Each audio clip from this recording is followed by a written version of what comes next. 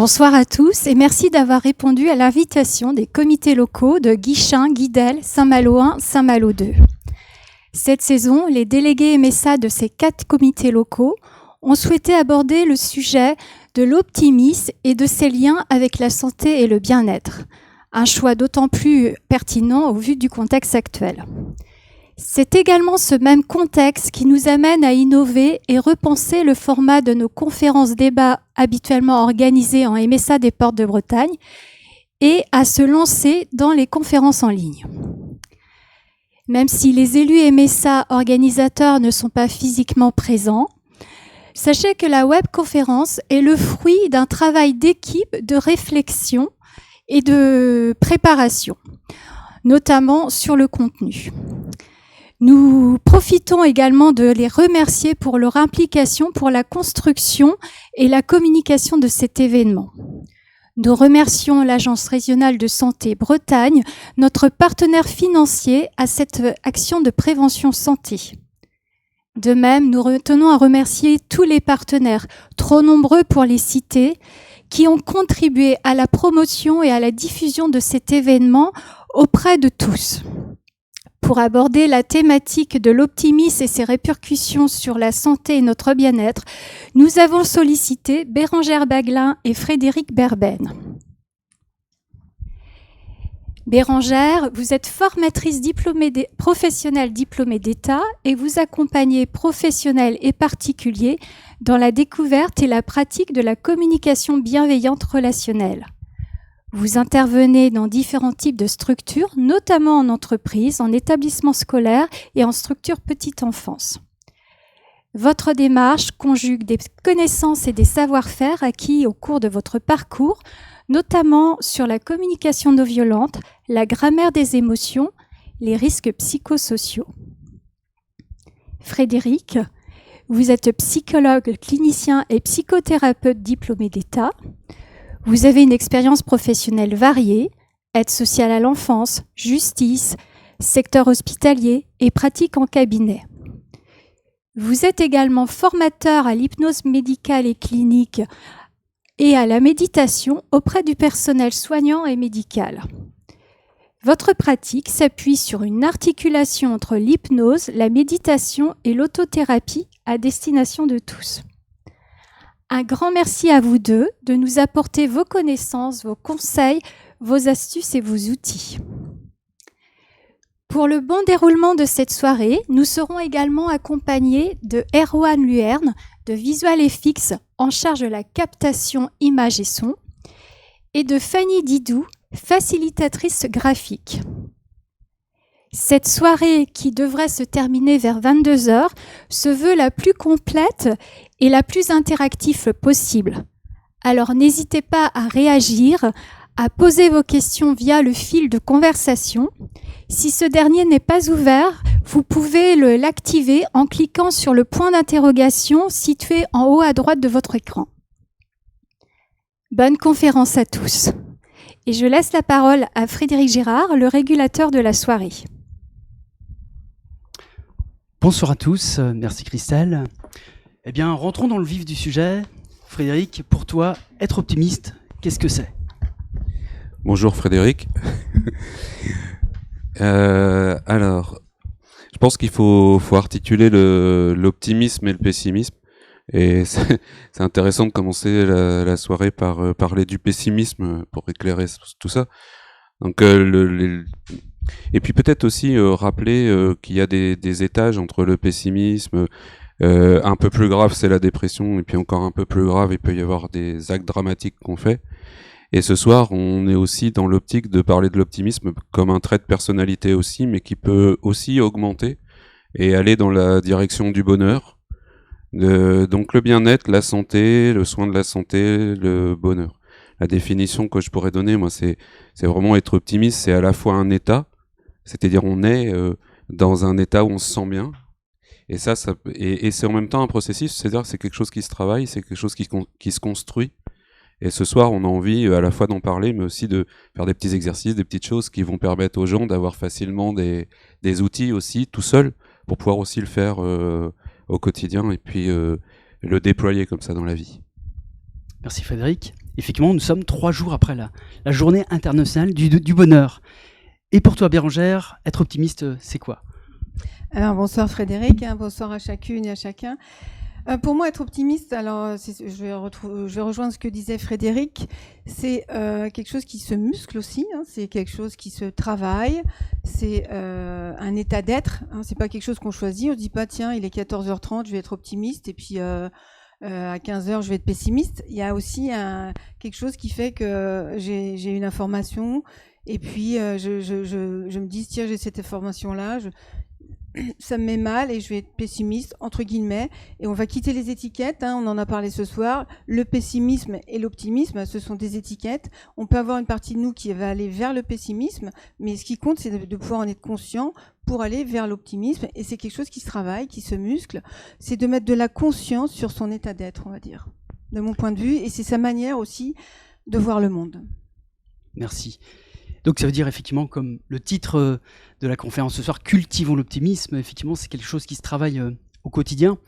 Donc ça voudrait dire quelque part que c'est pas inné en fait quand on arrive sur Terre. Est-ce qu'on est optimiste ? Est-ce que ça se développe, ça se travaille ? Et quelle est la partie sur laquelle on peut agir au quotidien, selon vous ? Alors c'est vrai que il y a un matériel génétique qui existe et génétiquement on va aussi hériter d'un certain nombre de choses que nos parents nous ont données, que les générations avant qui nous ont précédés nous ont données. Et ça, c'est la différence entre ce qu'on appelle la génétique puis le génome, c'est-à-dire l'expression finalement de notre génétique. Mais nos comportements et puis les événements qui vont nous arriver aussi dans notre vie, et des comportements, l'alimentation qu'on a, l'exercice qu'on peut faire, et surtout cultiver l'harmonie des relations avec les autres, l'harmonie de la relation avec nous-mêmes aussi, l'ajustement qu'on peut avoir avec nous-mêmes. Prendre le maximum de plaisir, tout ça et puis aussi évidemment essayer d'avoir le moins de stress possible.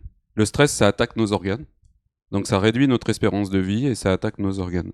Donc il faut vraiment essayer de faire de notre mieux au quotidien pour diminuer notre stress, augmenter notre plaisir. C'est vrai que de nombreuses études médicales prouvent qu'être optimiste augmente la durée de vie de 15%. Une étude l'a démontré, où être optimiste augmente diminue le stress et diminue la tension artérielle notamment. En tout cas, c'est pas forcément être optimiste lui-même. C'est que l'optimisme, ça va tendre vers la recherche d'une façon de rentrer en rapport avec la vie et le monde, qui va générer ensuite cet état de bien-être qui prend soin de nos organes et de notre santé, nous fait durer plus longtemps dans la vie en bonne santé. Donc c'est vraiment le mouvement, c'est le rapport à. On va y revenir. Et donc, au quotidien, comment on peut mettre ça en place en famille, Bérangère, toi qui, dans les personnes que tu rencontres, tu as des parents, des enfants ou des personnes ou des grands-parents, voilà, comment quand on rentre du travail, être optimiste et transmettre quelque chose de positif à ses enfants? Alors, il y a plusieurs choses. Je vais rebondir sur ce que disait Frédéric. Il y a la nourriture, mais la nourriture, c'est pas que alimentaire. Il y a de quoi je me nourris. Donc, est-ce que je regarde la télé 24/24? Est-ce que j'écoute la radio 24/24? Qu'est-ce que je lis? Quelles sont mes pensées? Qu'est-ce que j'alimente? Est-ce que je rumine? Est-ce que je ne rumine pas? Donc, que ce soit en entreprise ou en famille, c'est de se dire à un moment donné, en tant que parent, enfin, moi, je connais aucun parent qui se dise, bah tiens, je vais rentrer ce soir. J'ai envie de passer une mauvaise soirée, et puis mes enfants, je vais les rouspéter, et puis mon conjoint, je vais l'envoyer bouler. Je connais personne qui se dit ça en rentrant, c'est juste de se dire à un moment donné, à quoi j'aspire, vers quoi j'ai envie de tendre, et de se dire, tiens, je vais peut-être prendre un temps de pause pour me dire, tiens, c'était quoi en fait ma journée aujourd'hui? Est-ce que c'était plutôt paisible, tranquille, ou est-ce qu'il y avait il y a eu des moments où c'était vraiment, il y avait du fritage, il y avait des difficultés, il y avait des tensions, et c'est aussi de pouvoir se dire, à un moment donné, je prends une pause. Je vais prendre 3 ou 4 minutes en conscience pour me dire, tiens, à quoi j'aspire vraiment? Peut-être à passer une belle soirée en famille. Et c'est ça qui va me permettre de probablement avoir une soirée qui va être en tous les cas plus paisible que si j'arrive tambour battant, sans avoir eu le temps de réfléchir, sans avoir eu le temps de respirer. Parce que la respiration, on va probablement en parler tout à l'heure. Il y a aussi de quoi je me nourris, mais comment aussi je respire. Parce que si je suis en apnée toute la journée, à un moment donné, j'arrive à la maison, effectivement, c'est le feu d'artifice. Alors, il y en a qui sont magnifiques, vraiment doux, sucrés, colorés, exceptionnels. Et puis, il y en a d'autres qui sont vraiment rigides, froids, et qui font mal. Donc, c'est aussi de se dire, parce que chercher à être optimiste, il y a des gens qui veulent même rendre leur conjoint optimiste. J'ai rencontré des gens aujourd'hui. Oui, mais comment je peux faire pour le rendre optimiste? Alors, c'est pas de changer les gens, c'est déjà de changer son regard sur le monde, de changer son regard sur la personne, et aussi de pouvoir accueillir que cette personne-là, aujourd'hui, en fait, elle n'a pas le moral. Et si mon enfant il rentre, qu'il n'a pas le moral, qu'il me dit au collège, en fait, on est tous qu'à Covid, et puis la classe est fermée, et puis je suis drôlement déçue, plutôt que de lui dire heureusement que la classe est fermée, parce que dis donc, tu te rends compte du malheur qu'on aurait, c'est de te dire du coup t'es triste parce que t'aimerais bien être avec tes copains. Donc c'est aussi pouvoir nourrir ce lien-là et se dire voilà, comment je fais avec ce qui m'arrive.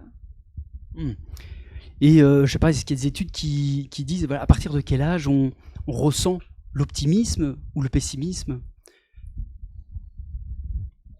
Alors là, Les études, je te laisse, c'est toi qui... Je te laisse, Frédéric.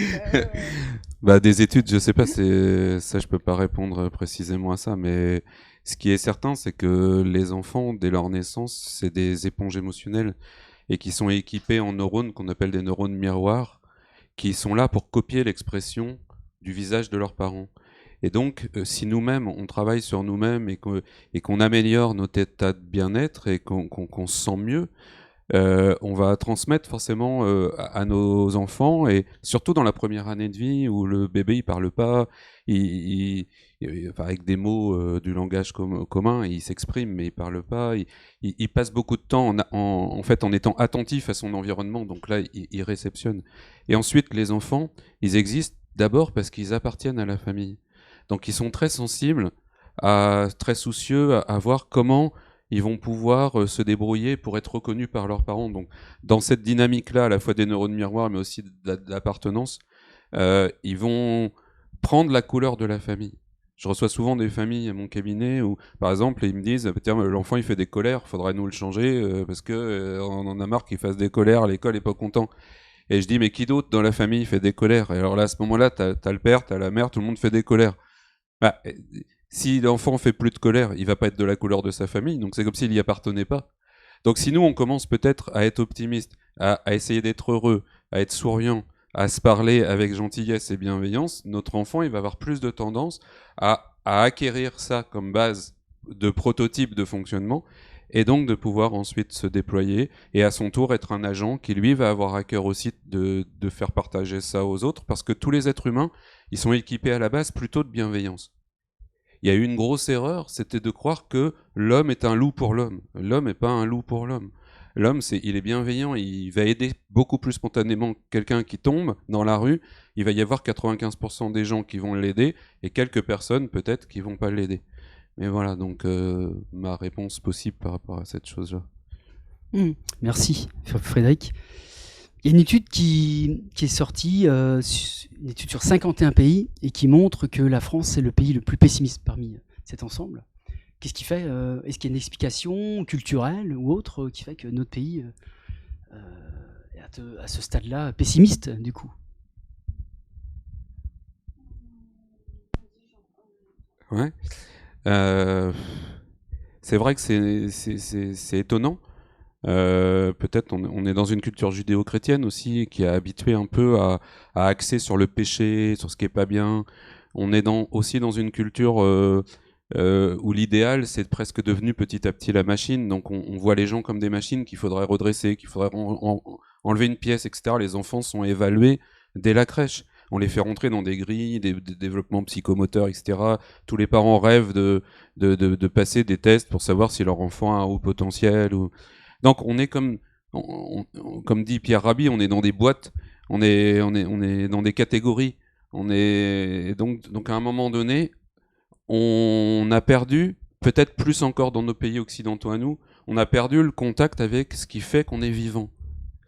Et ce qui fait que, comme mon chien ou mon chat ou une vache ou un oiseau, il y a le vital à l'intérieur de nous, respirer. En ce moment, il y a le printemps qui commence à arriver. Et donc, on peut être touché aussi par autour de nous, les fleurs qui éclosent, un coucher de soleil, etc. Et c'est ça qui, pour nous tous, va nous extasier aussi. Tout le monde est content d'être en vacances. Et tout le monde croit que c'est seulement parce qu'on arrête de travailler, mais c'est pas vrai. C'est parce qu'on est au bord de la mer, on est en haut d'une montagne, on est dans une forêt et on est au contact des 4 éléments, de l'air, de l'eau, du soleil, de la terre. Et quand on est au contact de ça, ça nous ressource, ça nous rend vivants.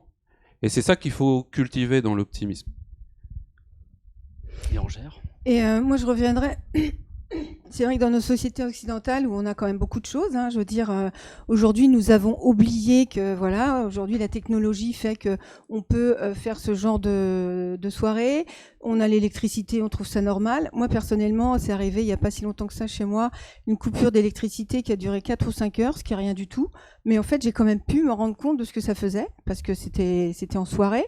Et je me suis vraiment rendu compte de ce que c'était, en fait, de pas avoir de lumière. Aujourd'hui, beaucoup de gens ont une machine à laver, on trouve ça normal.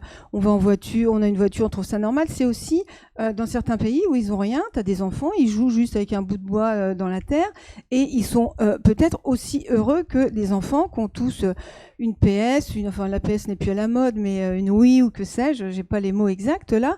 Mais c'est vraiment de se dire à un moment donné, qu'est-ce que j'ai ? Donc c'est pas qu'est-ce que j'ai en termes d'additionnel d'objets, c'est en fait parce qu'il y a des gens, on va dire, on parle de vacances, bah tiens, j'irai bien ou je serai optimiste quand je serai en vacances, je serai optimiste quand je serai à la retraite, ça ira mieux quand mes enfants seront grands, quand ils sont grands, bah ça va plus parce qu'ils s'en vont. Mais vous voyez, c'est juste de dire, bah tiens, en fait, qu'est-ce que j'ai vraiment ? Mais c'est de le sentir. Parce qu'on peut accumuler des choses en fait. Si moi je sais que j'ai des choses, des fois je me dis mais à quoi ça me sert ? C'est juste de dire mais si je les ai, à quoi ça me sert et qu'est-ce que je peux en faire ? Et aussi c'est de se satisfaire de ce qu'on peut avoir. Parce qu'on cherche toujours plus. T'as ton voisin, il a acheté telle voiture, tu te dis bah tiens, bah non, si j'en avais une autre, ce serait quand même mieux. Est-ce que c'est vraiment ça ton besoin ? Je pense pas. On entend beaucoup, voilà. L'idée pour être optimiste, c'est de s'ancrer dans le moment présent. Mais le passé, parfois, on peut le ruminer. Le futur, parfois, peut être angoissant. Comment s'y retrouver ? Comment se connecter sur soi au moment présent ? Voilà, comment manipuler tout ça, ce passé, ce présent, ce futur, pour être bien optimiste au présent, au quotidien ? Alors, moi, ce que je pourrais dire par rapport à ça, c'est vrai que le passé n'existe plus, le futur n'existe pas. Donc passer, ruminer, enfin quand on voit des fois les dégâts que peuvent faire certains ruminants, si nous-mêmes on devient ruminant, c'est quand même embêtant. C'est vraiment de se dire à un moment donné, le présent c'est quoi? Mais c'est le présent dans une neutralité globale. C'est pas tiens, mon voisin s'est garé là, il en fait exprès pour m'embêter. C'est juste tiens, mon voisin s'est garé devant mon garage et en fait, bah ça met à mal mon besoin de liberté parce que j'ai besoin de partir maintenant, enfin de liberté totale d'action. Et c'est là que ça rejoint la communication non violente. C'est vraiment pour être dans l'instant présent. Donc je pense qu'on fera un exercice tout à l'heure peut-être, mais c'est aussi la neutralité dans laquelle je vois ce qui m'arrive. Parce que je ne suis pas responsable de ce qui m'arrive, mais je vais être responsable de ce que je vais en faire. Donc c'est vraiment, qu'est-ce qui se passe? Est-ce que c'est mon enfant qui me saoule? Ou est-ce que, en fait, mon enfant vient me parler de difficultés qu'il a eues avec ses copains, et là, à l'instant T, je ne suis pas disponible. Et même, je m'en veux parce que je ne suis pas disponible. Parce que je dois répondre à mes mails, parce que je suis en train de faire à manger, parce que, etc., etc. Il y a aussi cet endroit qui se dit, mais tiens, en tant que parent, bah, je suis peut-être pas le parent idéal, donc ça va me rendre pessimiste ou optimiste. Mais si je suis pas le parent idéal que je voulais, même on peut être dans la culpabilité, bah, c'est de se dire, bah, tiens, comment je peux faire aujourd'hui pour aller vers ce à quoi j'aspire vraiment? Alors, et ça peut être l'optimisme, mais ça peut être juste d'être là dans l'instant présent, de savourer, de regarder mes enfants qui sont en train de faire des choses, ou de rien faire d'ailleurs, parce que nous sommes dans une société où nous sommes dans le faire, il faut faire, et moi personnellement c'est quelque chose que je connais très bien, et c'est juste de se dire comment je peux être dans l'être, ralentir le rythme, pour me dire, mais tiens là je suis là et maintenant, là je suis là, avec mon enfant, mon conjoint, mon voisin, le soleil, la jonquille qui vient d'arriver, le crocus qui est en train d'éclore, etc. Mais c'est des petits riens en fait. C'est des petits riens qui changent la vie et c'est aussi des petits riens qui vont nous là, excusez-moi l'expression, pourrir. Merci. J'ai une question du public que je relaye. Peut-être plutôt pour toi, Frédéric, une question plus médicale. Peut-on allier le fait d'être bipolaire et optimiste? Ou devenir optimiste? Juste, je voudrais d'abord revenir sur aussi l'instant présent. Et pour juste ajouter quelque chose par rapport à ça, c'est-à-dire que souvent on dit effectivement le passé est dépassé, l'avenir n'existe pas. C'est pas... Par exemple, en hypnose médicale ou clinique, on sait qu'on peut faire une anticipation de l'avenir ou aussi retrouver un peu des choses du passé et que c'est plus complexe que ça, parce que ça veut dire que c'est plus une démarche où, ici et maintenant, c'est le seul endroit où je vis ma vie. Donc par exemple, c'est un bel exemple où on est là, on va vivre ce moment-là, tous ensemble là, avec les gens à distance, etc., qu'une seule fois de cette manière-là. Donc, et chaque instant comme ça de notre vie, il est unique. Et donc si on prend conscience de ça, alors c'est un peu vertigineux, ça peut faire peur même des fois, de se dire oh là là, chaque morceau de ma vie, je le vis qu'une fois. Mais du coup, si tu prends conscience de ça aussi, ça veut dire que chaque seconde de ta vie est extrêmement précieuse, que tu as une sorte de responsabilité à qu'est-ce que tu vas en faire, et surtout que tu la vis que là. C'est-à-dire que tout à l'heure, en attendant, si une demi-heure avant, on commence à se stresser de quand est-ce qu'on va prendre l'antenne et machin, est-ce que ça va bien se passer et tout ça, c'est-à-dire qu'une demi-heure avant, en anticipation, on est en train de se construire une demi-heure après une catastrophe déjà dans notre tête. Alors que si on est là et on profite de chaque seconde qu'on est ensemble et on rencontre des gens qu'on connaissait pas et on prépare comme ça beaucoup mieux l'événement qui va avoir lieu, et ensuite quand on prend l'antenne, on y est et c'est bien, et ça se passe comme ça en train de se passer là. Donc c'est vraiment intéressant à la fois de se dire j'ai un passé, ça serait pas réaliste de se dire j'ai pas de passé, et en même temps j'ai aussi un avenir. En partie il est déjà là à l'intérieur de nous. Si je veux partir en vacances, je choisis mes vacances, j'y suis pas encore, mais à l'intérieur de moi j'ai déjà choisi des vacances, donc ça commence déjà à exister. Et quand j'en reviens, bah, je vais dire tiens, j'étais en vacances à tel endroit, je vais conseiller à quelqu'un d'y aller, donc c'est encore présent. Donc on a une espèce de richesse comme ça de notre vie intérieure qu'on va rechercher nous par exemple dans une transe hypnotique. Donc voilà. Et peut-être que ça a un lien aussi avec l'aspect de bipolaire. Alors faut faire attention parce que tous les termes psychiatriques aujourd'hui sont plutôt galvaudés, c'est passé aussi dans le langage commun, etc. Moi, j'avais préparé un article un jour qui s'appelait « Nous sommes tous des bipolaires ». C'est-à-dire que on a tous des pôles. Je suis joyeux et je suis triste. Je suis optimiste et des fois, j'ai pas le moral ou j'ai une douleur et puis ça me rend pessimiste. Et un cran au-dessus, on peut avoir une pathologie de bipolarité, c'est-à-dire où on alterne des phases où on est très effondré, dépressif, et puis des phases où on est très euphorique. Et peut-être que derrière la question, c'est finalement, est-ce qu'à un moment donné, si j'ai une pathologie bipolaire, est-ce que je confonds pas optimiste et euphorique ? Et donc la différence qu'il faut faire, c'est que si je suis optimiste, je vais avoir une énergie de réalisation de projet. Donc les choses que j'ai envie de voir et qui sont belles, je vais aussi me donner des moyens d'une certaine manière concrètement pour les réaliser. Alors que quand on est dans une pathologie bipolaire grave, on est sur ces phases qu'on appelle hypomane, c'est-à-dire où il y a beaucoup d'activités, les gens vont avoir beaucoup de projets, mais le lendemain ils ont un autre projet où ils en ont 4 dans la journée et il n'y en a jamais aucun qui se réalise. Donc c'est plus comme une espèce d'agitation du monde intérieur. Mais on peut aider, et pas forcément qu'avec des médicaments non plus, c'est très bien de prendre des médicaments quand on a vraiment des maladies graves, mais on peut aider aussi à respirer tranquillement, apaiser justement le cerveau, etc. etc. Il y a des techniques d'utilisation de notre biologie qui sont valables pour toutes les pathologies qu'on a. On n'est pas condamné à prendre des médicaments toujours que ça. On peut aussi adjoindre aux médicaments des pratiques complémentaires qui aident à se sentir mieux aussi. On a le droit d'être vivant et heureux même si on est bipolaire. Et pour savourer le moment présent, tu parles de respiration, est-ce qu'il y a des techniques qu'on peut transporter effectivement avec soi et qui sont faciles à mettre en œuvre? Parce que souvent on se dit, allez, je vais faire la méditation, je vais écouter la musique zen, et puis au bout de 3 jours, voilà. Parfois c'est compliqué de garder cette hygiène de vie. Est-ce qu'il y a des choses faciles, courtes, qui peuvent faire du bien? Oui, bien sûr. Moi, ce que je dis toujours aux gens maintenant, c'est il y a 2 façons finalement de cultiver, d'être plutôt le mieux possible. C'est comme si dans une main, tu rencontres le problème que tu as et tu le laisses un peu se dégonfler. Alors comment on fait ça? On fait stop, c'est-à-dire S, s'arrêter. T, je touche juste le petit fait qui est en train de se passer. Souvent on fait des pataquès à partir de petits faits, en fait c'est notre cerveau qui se met en alerte. O, j'observe ce que ça fait à l'intérieur de moi, sur les différentes dimensions de moi, quelles sont mes émotions dans cette situation, qu'est-ce que j'ai comme sensation dans mon corps, ça me fait penser à quoi, qu'est-ce que ça m'oblige à faire comme comportement ou au contraire que ça m'empêche de faire, et qu'est-ce que ça impacte dans les relations avec les autres autour de moi.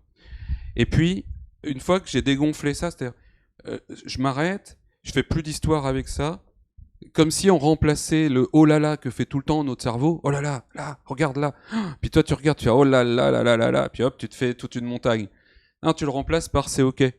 Fais voir, oh là là, ouais non c'est ok ça. Ah bon? Alors le cerveau il va s'habituer petit à petit à transformer le modèle de base comme un programme d'ordinateur de base de oh là là par du c'est ok. Et puis au bout d'un moment, sans t'en apercevoir, ça va devenir plus facilement c'est ok, ça aussi, ça aussi. Et donc ça va dégonfler doucement le problème. Et puis de l'autre côté, on va transférer, ensuite c'est une deuxième manière de booster tout ce qui va bien.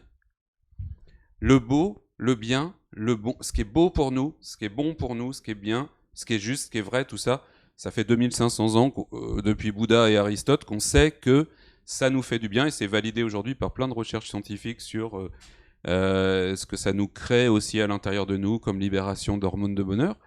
Donc d'un côté je dégonfle, de l'autre côté je gonfle. Voilà. Et tiens, je pourrais faire une petite pratique aussi, puisque j'ai un ballon qui est gonflé, avec mon assistante du magicien. Comme ça les gens vont pouvoir aussi faire la même chose chez eux. Alors on n'est pas obligé de le faire avec quelqu'un, on peut aussi le faire soi-même avec soi-même. Donc Rongère, tout simplement, c'est un ballon qui est gonflé comme un ballon d'anniversaire. Il y a marqué joyeux anniversaire dessus d'ailleurs. Voilà, vous pouvez le constater. Et puis tout simplement, tu laisses tes mains se mettre dessus. Tu peux fermer tes yeux 2 secondes. Alors là, on va le faire en accéléré. Et puis dedans, je t'invite à mettre tout ce qui te préoccupe, tous les problèmes, tout ce qui pourrait te rendre pessimiste justement, tout ce que ton cerveau finalement peut te dire. Là, attention, là c'est pas bien, oh là là, celui-là, il a pas été gentil avec moi aujourd'hui, etc. Tac, tu mets tout ça dans le ballon. peut-être quand on met dans le ballon, on sent aussi que ça chauffe le ballon ou que ça fait des trucs sur les mains. Voilà, il y a la respiration qui se change un petit peu. Et puis quand tu sens que c'est le bon moment pour toi, bah, tu peux laisser tomber le ballon, juste, même vraiment avec une intention profonde de te dire, voilà, tout ce qui est là-dedans, toute cette merde un peu là que je me trimballe, eh ben, je vais la laisser tomber par terre. J'en ai marre, j'en veux plus. Voilà. Et tu laisses tes mains un peu comme un espace, tu vois, qui tenait le ballon. Et puis dans cet espace-là, et ben là, à ce moment-là, t'invites tout ce qui est bon pour toi. Tout ce qui est bon déjà pour toi dans ta vie et que t'aimerais voir continuer. D'un seul coup, c'est comme si au milieu des mains, ça devenait encore plus conscient, les gens qui t'aiment, la chance que t'as d'avoir certaines choses, tout ce que t'as réussi dans ta vie aussi. Oui, bien sûr que d'un côté, dans le ballon, il y a peut-être des douleurs, il y a peut-être des inquiétudes, etc. Mais de l'autre côté, ça n'empêche pas qu'il y a aussi plein de choses belles que tu as, plein de bonnes choses. Et quant à ça, tu laisses tes mains peut-être soit se rapprocher l'une de l'autre, comme se rejoindre, ou se poser sur un endroit de ton corps où tu as envie d'installer ça. Peut-être même plus tard, dans la journée, bah, tes mains viendront toucher cet endroit-là, puis ça dira, voilà, bah oui, il y a des problèmes, mais bon, c'est tombé. Et puis, bah, ça va là, à cet endroit-là. Des fois même, il y a des endroits de notre corps qui vont pas trop bien, et on peut aller leur offrir comme ça de l'optimisme et du bien-être. Merci. Bérangère, quel vocabulaire les parents pourraient utiliser avec leurs enfants pour être dans ce que tu développes au quotidien, la communication bienveillante et qui permet de diffuser un message positif? Est-ce que tu as des accessoires? Peut-être que tu vas pouvoir montrer des choses concrètes, voilà, que vous pourrez utiliser aussi au quotidien. Bon, pour montrer ces accessoires, hein, donc là, ici, il y a le chacal. Hein. En communication non violente, le chacal, c'est l'animal totem en communication non violente, c'est la girafe. La girafe, c'est un chacal, en tous les cas, c'est un chacal qui se méconnaît. La girafe, c'est vraiment celle qui... c'est l'animal qui a le plus grand cœur, hein, 13 kilos pour aller régler le cerveau, donc qui voit les conflits arriver de loin, qui arrive à prendre du recul, qui peut donner de l'empathie aux personnes, qui peut les écouter, qui peut même se donner de l'auto-empathie. A contrario, il y a du chacal. Tiens, si tu veux bien prendre, Frédéric, s'il te plaît. Le chacal, c'est une girafe qui se méconnaît. Donc le chacal, c'est celui qui est pas content, qui dit oh là là, t'as vu ça, oh là là, il exagère, oh là là, mais c'est pas possible, et ceci, cela, etc. Mais on peut être chacal contre soi. Je suis pas sympa, j'aurais dû faire un effort, c'est quand même pas normal, etc., etc. Et donc, en tant que parent, donc je vais le récupérer. C'est en tant que parent, plutôt que de dire à son enfant, bah t'es vraiment pas sympa, c'est comment t'es pas sympa, tu m'as pas aidé à vider le lave-vaisselle, ou t'es pas gentil avec ta frangine ou ton frangin. C'est de pouvoir l'écouter et de pouvoir dire, bah voilà, quand je vois que tu tapes ta sœur, moi je suis vraiment choquée parce que j'ai aussi besoin de bien-être entre nous et puis de douceur. Qu'est-ce que t'en dis? Vous voyez, je peux dire ça, je peux aussi lui donner de l'empathie. Du coup, c'est tellement compliqué avec ta frangine que tu as envie de la taper, c'est ça? T'aimerais bien qu'elle te demande quand elle vient prendre des affaires dans ta chambre. Est-ce que c'est ça? Oui, par exemple. Mais c'est la même chose avec le conjoint. Au lieu de lui dire dis donc, toi, t'as oublié le pain, comme d'habitude. Faut toujours te le rappeler, il y en a ras-le-bol. Bah oui, mais il n'y a pas que toi qui bosse, je te préviens. Eh oh, t'es pas tout seul ici. Faut que je pense à tout, j'en ai ras-le-bol. C'est aussi de pouvoir dire comment je peux, avec empathie, dire bah tiens, je vois pas le pain. Est-ce que tu peux me dire où il est? Ou alors bah tiens, je suis embêtée parce que j'avais envie qu'on fasse une recette avec du pain. Je suis un peu embêtée. Plutôt que d'aller sans arrêt crier à la figure de l'autre. Et donc pour les enfants, c'est la même chose. Moi, ce que je dis en formation, que ce soit quand je suis sur la parentalité ou même en entreprise, je ne connais personne qui se lève le matin, un enfant par exemple, qui dit tiens, bah, je vais embêter mes parents aujourd'hui. Comme ça, ils vont parler fort, ils vont peut-être me mettre, enfin s'il y a de la violence physique, une fessée, puis je vais être content. Non, c'est aussi de pouvoir écouter derrière chaque comportement. Il y a un langage et qu'est-ce que me dit mon enfant à travers son comportement. Donc moi, c'est pas en tant que parent, c'est pas de dire il faut que je sois gentil, je vais tourner le bouton, je vais être gentil, ou alors je vais péter un plomb. C'est juste de pouvoir écouter ce que ça me fait. Donc ça emmène à ce que je disais tout à l'heure, à un moment donné, c'est de revenir vers soi, dans sa maison, faire sa météo intérieure. Comment je me sens? Donc tout à l'heure, on en parlait, tout ça, ça se muscle. Moi, j'aime bien un bouquin de Thomas Dansbourg, il en a écrit plusieurs, mais La paix, ça s'apprend. Eh bien, c'est des choses comme ça qui s'apprennent. Et puis, attention, parce que ce qu'il faut quand même voir dans cet état d'être que nous sommes, c'est pas quelque chose d'intellectuel à intellectualiser. C'est quelque chose vraiment à ressentir. Parce qu'on pourrait dire, tiens, une orange, une orange, ça doit être bien. Une orange, c'est bien. Il y a de la peau, il y a du jus à l'intérieur, il y a plusieurs quartiers. Mais tant que tu l'as pas goûté, tu pourras pas savoir le goût de l'orange. Eh bien, là, pour moi, c'est la même chose. C'est au moment où tu vas donner de l'empathie à ton enfant, à ton conjoint, où tu vas vraiment sentir cet élan du cœur, où tu peux être en connexion et dans la compassion avec l'autre. Là, ça, c'est quelque chose que tu peux refaire parce que tu sais quel goût ça a. Ça te fait du bien à toi et ça fait du bien à l'autre. Mais tout ça, c'est comme demain, tu décides d'aller faire un marathon ou un semi-marathon, tu t'entraînes, tu te plantes, tu recommences, tu t'entraînes, tu te plantes et quand tu te plantes, tu pousses. Donc ça laisse quand même pas mal d'espoir. Voilà ce que je pourrais dire. Merci Bérangère. Par rapport aux enfants, comment est-ce qu'il y a là aussi du vocabulaire, des astuces quand on doit annoncer une mauvaise nouvelle à un enfant pour ne pas apporter la culpabilité, par exemple? Est-ce qu'il y a des conseils à donner ce soir? Tu as un exemple en particulier ou pas? Par exemple, un proche qui traverse une maladie, par exemple, comment l'annoncer à un grand-parent, un membre de la famille? Comment voilà, c'est important, il me semble, de le dire, mais comment dans la douceur, sans doute. Oui, c'est en fait ce qu'il faut là, ça dépasse l'optimisme comme question, mais c'est parce que ça touche à ce que c'est la communication aussi. C'est-à-dire que la communication, c'est 3 niveaux. On croit toujours que communiquer, c'est dire des mots. Communiquer, c'est 80% d'abord du non-verbal, c'est-à-dire notre posture, notre attitude. Donc c'est aussi la façon dont on va aller vers lui. Et lui, il va déjà savoir qu'il y a quelque chose de grave ou quelque chose de particulier qui est en train de se passer là. Qu'est-ce que c'est ça? Il y a déjà une grosse partie du travail de fait. De la même manière que si on a une bonne nouvelle, puisqu'on est dans l'optimisme, une promotion, un truc qui nous fait plaisir, et l'autre, il sait déjà qu'il y a un truc qui te fait plaisir. Après, il n'y a que le contenu que tu vas lui dire avec les mots.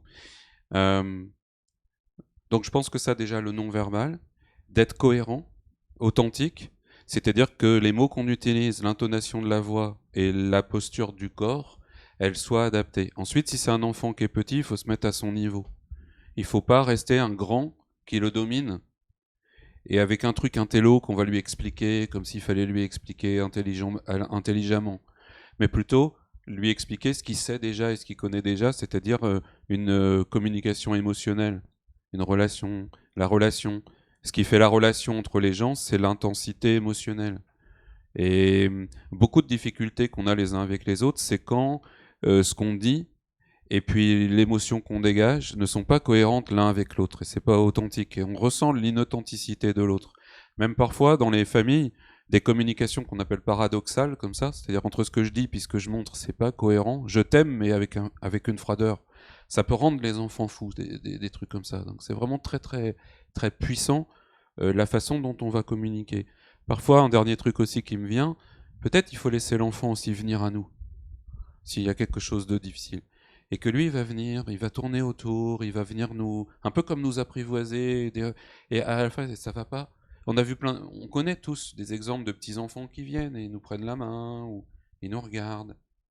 Ou tu es dans le métro et puis tu vois tu vois des petits-enfants qui vont à l'école, et puis là, il y a des gens, ils sont tristes ou déprimés, tu vois bien qu'ils vont pas bien. Et les petits-enfants, ils les regardent. Du coin de l'œil, ils sont généreux, en fait. Donc peut-être que de rester dans l'espèce d'injonction qu'on se donne, je dois contrôler, je suis un adulte, c'est moi qui dois faire, c'est moi qui dois penser le monde à la place de mon enfant, plutôt se mettre dans l'état émotionnel dans lequel on est, être vrai, authentique, le laisser venir un petit peu, lui dire avec des mots et une intonation qui est vraie. Être vrai, je pense que ça pose pas trop de problèmes après entre les gens.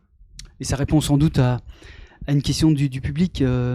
Comment aider quelqu'un qui ne va pas bien? Voilà, c'est sans doute qu'il y a ces ingrédients-là qui permettront d'être en empathie avec la personne. Bérangère ou Frédéric? Bon, alors aider quelqu'un qui va pas bien, ça part d'une belle intention, hein, c'est sûr. C'est vraiment, on se dit tiens, j'ai quelqu'un dans mon entourage, dans mon environnement qui va pas bien, j'ai envie de l'aider. De mon point de vue, la première chose qu'on puisse faire, c'est déjà d'être là. La personne, elle vient d'apprendre un décès, le Covid. Enfin, on est quand même dans une société aujourd'hui, enfin, c'est un peu mortifère hein, avec tout ce qui se passe. C'est déjà d'être là et vouloir aider quelqu'un. Et moi, j'invite quand même à la méfiance parce que c'est une belle intention. Et en même temps, qu'est-ce qu'on va mettre dedans? Si je veux le sortir de là alors qu'il n'est pas prêt, si je veux le conseiller, est-ce qu'il n'a pas envie d'entendre? Est-ce que je peux lui donner de l'empathie? Vous voyez, tu parlais des enfants. Moi, les enfants, ils naissent, ils sont empathiques déjà. C'est un enfant, il a perdu son doudou, t'as un autre qui va lui l'amener, même s'ils se sont chamaillés le camion rouge 3 minutes après. Que les adultes, ils savent plus faire ça. Hein. S'il y a eu quelque chose en réunion 3 minutes avant, 3 minutes après, il va pas venir l'aider quand il va avoir un problème parce qu'il va être ici. Donc c'est vraiment de se dire à un moment donné, qu'est-ce que je peux faire de tout ça? Et puis, je vais juste revenir par rapport à ce que tu disais, 90 ou 93 de non-verbal, 7% de verbal. Il y a aussi comment je peux dire les choses positives. Ouais, t'es jamais là quand il faut. C'est tiens, j'apprécierais que tu sois plus à l'heure. T'es pas gentil, ça va. Si on dit ça tous les jours à l'enfant, ça peut le dévaloriser. On va lui dire tiens, j'ai apprécié quand tu donnais la main à ta sœur, ou j'ai bien aimé quand tu as accompagné ta frangine faire son sport, etc. Il y a ça qui va aussi, c'est vraiment d'être dans la positive des choses plutôt que d'être souvent dans la négative. Nous sommes dans une société où, c'est beaucoup d'indications. Hein. Ne courez pas, ne criez pas, ne jouez pas. Enfin, ne jouez pas, j'exagère. Mais c'est vraiment de dire si tu cries pas, tu parles doucement. Et si tu cours pas, tu marches. Et je te rejoins dans ce que tu disais. Dans ma relation à l'autre, il y a aussi cette congruence, quoi. C'est ça dont tu parlais. C'est si je suis pas d'accord, je vais le dire parce qu'à l'intérieur, tout ça, ça se sent. C'est vraiment la congruence, c'est l'alignement entre ce que je ressens et ce que je vais dire à l'autre. Et les enfants, jeunes, très très jeunes, voire plus, on le ressent, ça. Moi, je voudrais dire 2 choses par rapport à ça. La première, c'est faut faire attention parce que souvent, quand on veut aider l'autre, parfois, ça nous empêche aussi de se respecter nous-mêmes et de connecter notre juste colère ou notre juste impuissance ou l'autre va pas bien, mais oui, je peux avoir une intention de l'aider et qu'il aille mieux. C'est la compassion, c'est la bienveillance aimante, etc. des bouddhistes et tout ça. C'est-à-dire, puisses-tu aller mieux et sortir, mais en même temps, il faut pas que ça m'empêche, moi, aussi, il faut pas que ça me maltraite moi. C'est-à-dire qu'il faut pas que moi ça m'empêche aussi de me connecter à la justesse des émotions que j'ai de la situation. La deuxième chose, et ça, c'est limite plus facile à faire parce que l'autre c'est pas moi. Donc quelque part, on pourrait se dire en poussant au pire que je pourrais jamais aider vraiment l'autre. Il pourrait s'aider lui-même. Il peut me donner des indications et me demander qu'est-ce qu'il attend de moi. Mais la meilleure façon finalement d'aider l'autre, c'est d'être d'abord en relation avec moi-même et de m'offrir à moi-même des choses qui me permettent de ne pas encombrer la relation d'un enjeu que je mettrais dedans. C'est-à-dire aime-moi, rassure-moi, sécurise-moi, protège-moi. Dis-moi que je suis pas seulement ton mari, mais aussi un bon thérapeute, un bon éducateur, que je suis mieux que ton père, etc., etc. Alors tu t'encombres de plein de trucs. Aime-toi toi-même, essaye de te sécuriser toi-même, etc. Puis ensuite, quand tu es en relation avec ton conjoint, tes enfants, tes amis, les collègues, etc., il y a moins d'enjeux dans la relation, donc tu leur demandes, t'exiges moins de choses d'eux. Ce qui fait que tu peux aussi ouvrir un espace dans lequel l'autre apparaît tel qu'il est. Et tu peux l'accueillir à ce moment-là tel qu'il est. Tu peux aussi te réjouir de ses réussites. Ça te fait pas de l'ombre à toi. T'es jaloux parce que tu manques d'estime. Donc du coup, la réussite de l'autre va te faire de l'ombre. Non, je peux pas être content pour l'autre et du coup, ça rejaillit sur moi le contentement. Voilà. Et je voulais dire un dernier truc, aussi pour rebondir sur ce que tu disais, c'est souvent moi j'ai utilisé une petite phrase en thérapie de couple ou de famille, c'est que le reproche, c'est une demande qui est déguisée en agression. Et du coup, parfois, j'encourage tout le monde, au moment où on fait un reproche à l'autre, de dire ah stop, j'arrête le reproche. C'est quoi en vrai ma demande ? Qu'est-ce que je lui demanderais ? Parce que si on attaque l'autre, il va se défendre. Donc on n'arrive jamais à communiquer. Alors, qu'est-ce que je peux te demander ? C'est quoi mon besoin ? Qu'est-ce que je peux te demander ? Et est-ce que je peux te proposer une amélioration aussi ? C'est stérile de reprocher. Ça génère du pessimisme et du négatif. Alors que si je te dis, moi, ce que j'ai besoin, je te propose finalement une action possible. Donc on peut sortir de l'ornière. On peut sortir du truc où on est enfermé. Toujours donner à l'autre une possibilité d'une porte de sortie.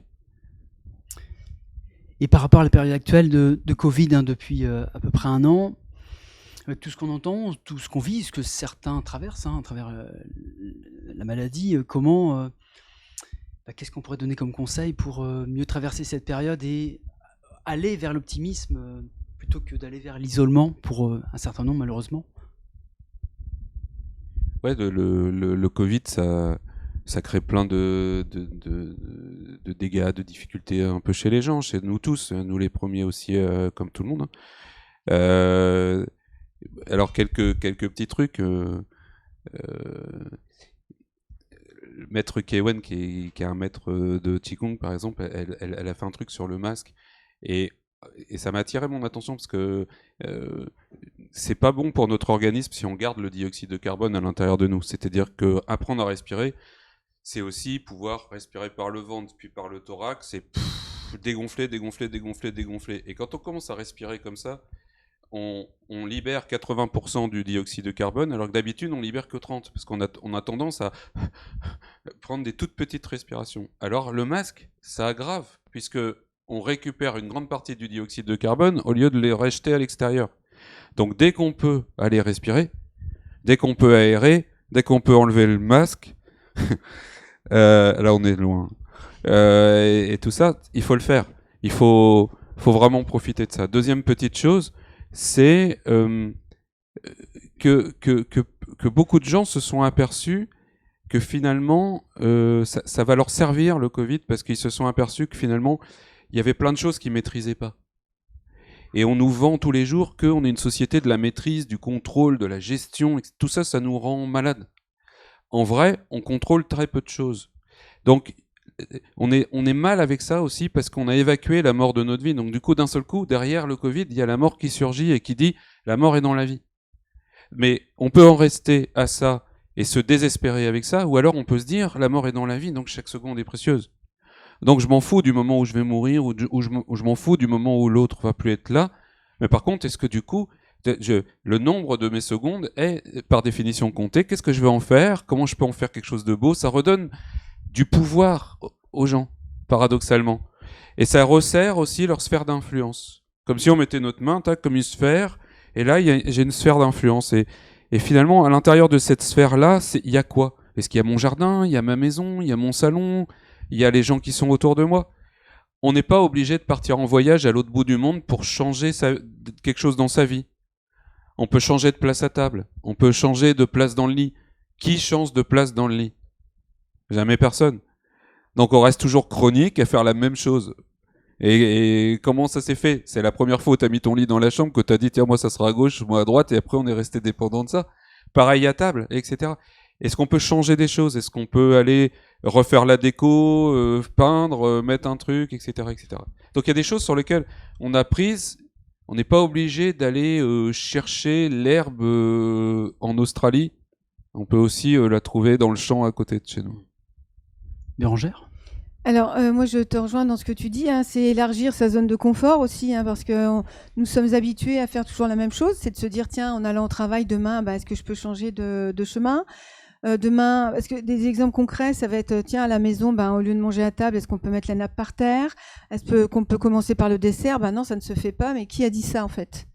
Je veux dire, moi, j'en sais rien. Alors, a priori, c'est même meilleur de commencer par le fruit. Mais bon, c'est pas la thématique de ce soir. Mais c'est vraiment d'élargir les possibles et de se dire, tiens, parce que les minutes ou les secondes sont précieuses. Chacune et chacun d'entre nous, nous avons 86 400 secondes par jour. On les a toutes. Une fois qu'elles sont passées, elles sont plus là. Donc, soit, effectivement, on les utilise. Et comment je les utilise? Soit une fois qu'elles sont passées, elles sont plus là. Donc, c'est de se dire, qu'est-ce que je vais en faire? Et moi, j'aime bien, j'invite les gens à réfléchir, à se dire, mais concrètement, qu'est-ce que je peux mettre en place? Parce que effectivement, le Covid, on peut se dire, oui, c'est quelque chose qui nous bouscule. Et en même temps, c'est vraiment de revenir à aujourd'hui. Tu quittes BFM TV 24/24 et t'essayes, parce qu'on va parler d'écologie relationnelle, quoi. À un moment donné, on parle beaucoup d'écologie, de composteurs et tout ça, mais c'est aussi de se dire, tiens, comment je peux composter mes pensées négatives? Comment je peux être dans une écologie relationnelle? C'est-à-dire qu'au lieu de regarder la télé tous les jours, 24/24, au lieu de regarder, 12 heures par jour, je vais commencer à la regarder 5 heures par jour. ou un jour sur 2, que sais-je, mais de faire des choix de nourriture, parce que là, les gens ils disent ouais, mais moi j'ai besoin d'être informé. Ok, ça te rassure ou pas d'ailleurs, mais est-ce que tu peux faire un petit peu du tri parce que ça t'appartient? Parce que oui, mais de toute façon, il y a la télé, on entend la télé. Oui, mais qui rentre, qui allume la télé, c'est bien toi. Et c'est de se dire, mais qu'est-ce que tu veux faire vraiment? Et ça nous appartient. Donc, cette écologie relationnelle, cette écologie dont tout le monde parle aujourd'hui, c'est vraiment de se dire, tiens, qu'est-ce que je vais mettre en place? Et moi, je parle beaucoup de rituels. Regardez aujourd'hui, enfin, moi, je ne sais pas où vous en êtes, mais personnellement, je me lave les dents matin, midi et soir. Enfin, le midi, ça dépend si je suis chez moi, mais je ne me pose pas la question. Je me dis pas, tiens, je me les brosse aujourd'hui ou je me les brosse pas. Je me brosse les dents. Et dans cette écologie relationnelle, quand tu disais tout à l'heure, bah oui, au début, on se dit, tiens, je fais 3 jours de médite et puis j'oublie. Bah, c'est vrai qu'à un moment donné, c'est de se dire, au lieu de faire une demi-heure par jour, peut-être que je vais faire 5 minutes une fois, un jour sur 2. Et après, je vais commencer à mettre ça en place pour voir aussi le bien-être que ça m'apporte. Parce que c'est une réalité, je veux dire. Maintenant, c'est à la mode, on va dire, bah ouais, tiens, tu médites pas, bah tu pourrais écouter Petit Bambou, enfin, que sais-je. Mais c'est vraiment de se dire, mais en fait, qu'est-ce que ça m'apporte vraiment? À moi et aux autres. Parce que bien sûr, ça se diffuse. L'optimisme, c'est contagieux, le pessimisme, c'est contagieux aussi. Alors, soit je me laisse contaminer ou pas, mais il y a des endroits où ça peut être contagieux. Merci. Et par rapport à cette période, beaucoup de travailleurs deviennent télétravailleurs. Avec des visioconférences dans un monde virtuel quelque part. Certains s'enferment, s'isolent et vivent mal et du coup réagissent moins bien auprès de leurs collègues. Qu'est-ce qu'on peut leur dire à ces personnes-là? Parce que c'est vrai, le télétravail peut très bien être vécu par certains et très mal par d'autres. Et à ces gens-là, quels conseils on pourrait leur apporter pour s'oxygéner justement et tendre vers l'optimisme? Ouais, moi je pense que ce qu'il faut se représenter, c'est que notre vie, la vie, c'est une succession de phases dans lesquelles on se sent plutôt stable, on a des repères, et puis il y a des phases de chaos où quelque chose, soit à l'intérieur de nous, comme la naissance d'un enfant, quelque chose même parfois qui peut paraître beau et bien, va quand même changer ta vie et tu peux te retrouver dans une phase où les repères d'avance ne fonctionnent plus. Et le Covid, le Covid, on peut dire les deux, je crois bien, nous emmène finalement dans cette période de chaos. Alors, ce qui est en train de se transformer là, c'est que c'est un chaos qui a 1 an. Donc, en termes de pathologie, on dirait que c'est un chaos qui devient chronique, qui s'installe. Alors, du coup, ça nous rend, ça commence à donner des automatismes. C'est ça qui est inquiétant. C'est-à-dire qu'il faut que le télétravail, ça reste dans l'urgence qui a été mise en place dans le chaos, que ça reste une mesure d'urgence. Et donc que les gens le voient comme quelque chose qui est transitoire.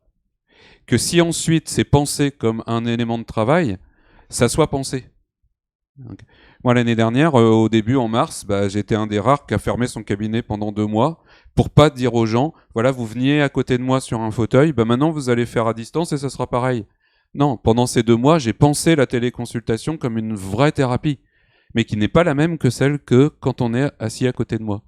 On dit toujours c'est virtuel, machin, tout ça, Zoom ou voilà, le télétravail c'est encore différent.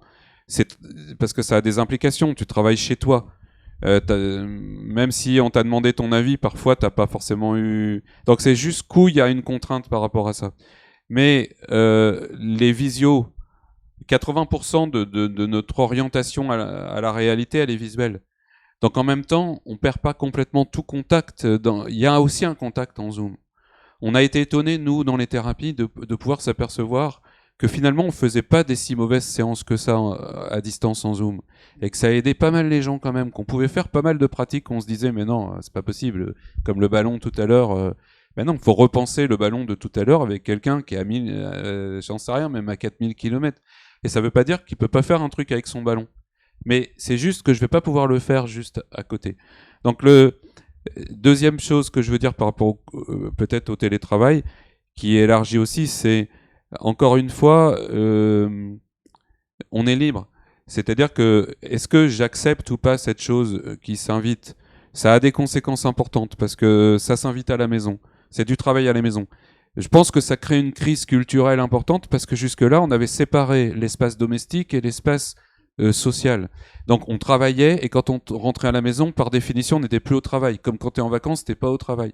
Là, d'un seul coup, il y a quelque chose où les champs se mélangent. Donc ça va amener plein de gens qui ne sont pas dans le libéral, dans l'indépendant et tout ça, parce que ça, normalement, on y a réfléchi un peu quand on choisit ce métier-là. Et Dieu sait si on a du mal à pas répondre aux mails à 23h. Les gens nous écrivent les jours fériés, les dimanches, c'est comme si tu travailles sans arrêt quand t'es... Mais là, d'un seul coup, c'est eux qui sont dans cette posture-là. Est-ce qu'ils vont pouvoir se mettre une limite à eux? Est-ce qu'ils vont pouvoir s'arrêter? Est-ce qu'ils vont pouvoir prendre une pause, etc. Donc ça les convoque à devenir éminemment des adultes, c'est-à-dire des gens responsables de la liberté qu'ils ont par rapport. Et je pense que du coup, il faudrait pas qu'il y ait un glissement total de tu fais tes 35 heures, et au lieu de les faire au boulot, tu les fais chez toi exactement pareil. Non, t'es obligé en tant que dirigeant, de prendre en compte le fait que la personne étant chez elle, ayant accepté cette intrusion du travail chez elle, tu lui fais aussi confiance sur sa capacité à pouvoir fournir une quantité de travail qui n'est pas forcément pondérée en termes d'horaire, mais qui est pondérée en termes de mission.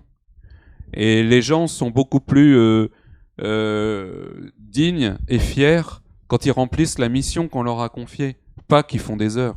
Ça fabrique des caricatures de gens sclérosés. Alors j'ai une question du public qui suit un petit peu la notion de télétravail. Les personnes en présentiel, ceux qui sont du coup en entreprise, au bureau en ce moment, vivent mal le manque de collectif aussi. Qu'en pensez-vous? Comment eux, du coup, peuvent aller vers le chemin de l'optimisme? Là, c'est le contraire. Du coup, ils sont sur le lieu de travail, mais avec beaucoup moins de collègues en présence. Après, que ce soit par rapport à ce que tu disais du distanciel ou du présentiel, effectivement, ce besoin de partage, d'appartenance, de lien, de connexion aux personnes peut être mis à mal. Donc, je ne parle pas d'organisation, hein, là, tu l'as dit, après, c'est autre chose. Mais par rapport aux besoins qui sont mis à mal, ou par exemple ce besoin de lien, ou simplement de partage, parce qu'on va être 2 en présentiel et puis tu as les 20 autres qui sont en distanciel ou que sais-je, c'est de se dire à un moment donné, effectivement, tiens, je suis au travail et je suis avec cet endroit-là où j'ai du pessimisme qui arrive ou un mal-être qui arrive parce que j'aimerais bien pouvoir partager avec mes collègues. Bien, déjà, c'est juste de dire, tiens, j'ai ce besoin-là de partage, de l'écouter, de faire sa météo intérieure. Comment je me sens à l'idée de savoir qu'aujourd'hui on va être 5 alors que d'habitude on est 15, ou de se dire tiens en fait ce midi on a le droit de manger mais il faut être 2 par bureau, donc je voulais manger avec Camille mais en fait non je vais manger avec Gustave, enfin que sais-je. C'est vraiment d'être conscient de ça et de se dire mais tiens, moi mon besoin de lien ou de connexion, si je peux pas le nourrir au travail en ce moment parce que effectivement il y a toutes ces dispositions qui sont là, c'est de se dire mais quelle stratégie je vais pouvoir mettre en place pour nourrir ce besoin de lien et de connexion. Alors, moi, je vais dire n'importe quoi, hein, mais ça peut être, on dit, tiens, on va faire une réunion en plein air, on se retrouve, nous, on est sur Rennes, hein, pour ceux qui ne savent pas, mais au parc de Bréquigny, et on va faire une réunion, on en fait une pendant 2 heures. C'est juste d'aller se dire bonjour, de se faire un petit un coup de coude, coucou, ça va, on enlève le masque, tiens, bienvenue, je ne me rappelais plus que tu étais comme ça. Juste ça, on n'est pas obligé de le faire toute l'entreprise, mais c'est de trouver des moments. Parce que sinon, nous subissons. Et donc, quand tu subis, tu deviens optimiste. En plus, l'optimisme, ça rend pas joyeux, ça peut rendre malade parce qu'on peut se créer des maladies. Et c'est vraiment de se dire, si ce besoin de connexion, de partage, je l'ai pas à l'instant T, comment je peux me dire, je vais prendre un rendez-vous? En tous les cas, je vais mettre une action en place pour être responsable de pouvoir nourrir mon besoin et ne pas attendre que quelqu'un d'autre le fasse à ma place. Parce que ça va peut-être arriver, mais peut-être pas. Et c'est vrai que tu parlais d'adultes tout à l'heure. Nous ne sommes pas responsables de ce qui nous arrive, j'ai dit tout à l'heure, mais nous sommes responsables de ce que nous en faisons. C'est la réalité. Regardez ici, tout le monde ne réagit pas de la même manière, que ce soit au Covid, au télétravail. Moi, je rencontre des gens qui sont très joyeux d'être en télétravail. Et après, t'en as, ils ont fait le choix de faire 2 sur 3, t'en as, ils sont 5 sur 5 en télétravail, et c'est merveilleux pour le moment, si on reste à l'instant présent. Comment ce sera demain? On n'en sait rien, en fait. Et comment aider, c'est une question du public. Comment aider un enfant en ce moment, dans la période Covid, qui serait stressé par cette pathologie, pour aller au collège? Comment transformer la chose, dont on n'est pas responsable et comment transformer cette situation un petit peu plus positive du coup pour le remettre en confiance. Non, mais vas-y, t'es parti. Non. D'abord, je pense qu'il faut lui parler. Enfin, c'est aussi comment parler à un enfant de quelque chose de difficile. Et je pense qu'il faut lui, enfin, l'expérience clinique que j'ai les 30 ans que je travaille là, il faut pas lui mentir. Un enfant, faut pas lui mentir, mais il faut lui dire ce qui est vrai, mais avec une manière et des mots qui ne lui fassent pas de mal. Donc la question, c'est pas je dis pas. Souvent on pose ça comme ça. Mais c'est il baigne dans quelque chose où il y a une maladie qui circule, un virus. Il faut essayer d'expliquer ce que c'est un virus, qui est une maladie qui se transmet d'un individu à l'autre, juste si on éternue ou voilà. Mais ensuite, on atténue le danger de cette chose-là en parlant des masques, en parlant des gestes barrières, en parlant de se désinfecter, etc. Et ce qu'il faut lui transmettre, c'est que dans la vie, lui comme nous, c'est-à-dire que l'enfant, s'il a 5 ans, 8 ans, il n'est pas moins démuni que nous à 50. C'est-à-dire on est complètement comme des enfants par rapport au Covid. Qu'est-ce que tu veux faire ? Tu te mets des masques depuis 1 an et tout ça, ça augmente quand même. Bon.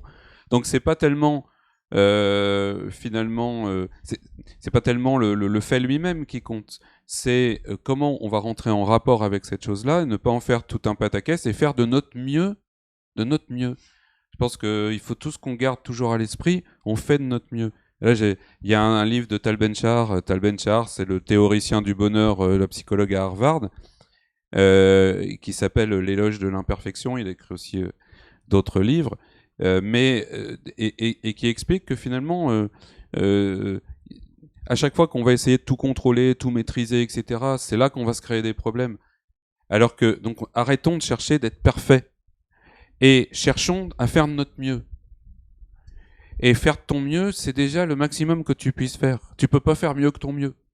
Mieux que mieux, c'est pire. Et mieux, c'est déjà mieux que bien. Donc continue à essayer de faire de ton mieux et cherche pas à être parfait. Combien, moi je forme presque 1000 soignants à l'année. À chaque fois que je fais des groupes, les soignants sont parmi le top dans ce genre d'attitude par rapport à... Ils sont convoqués tous les jours à avoir la vie des gens entre leurs mains. Donc tu leur apprends un nouvel exercice d'hypnose assez difficile, par exemple. Ils le font entre eux, ils l'ont jamais fait, et ils voudraient tout de suite le réussir aussi bien que je le fais moi depuis je sais pas combien de centaines de fois. Et on travaille ce truc-là, de dire mais fais de ton mieux, fous-toi la paix en fait. Être optimiste, c'est apprendre aussi à se foutre la paix. Et à pas se mettre tout le temps la rate au courbouillon. L'histoire des deux loups, là.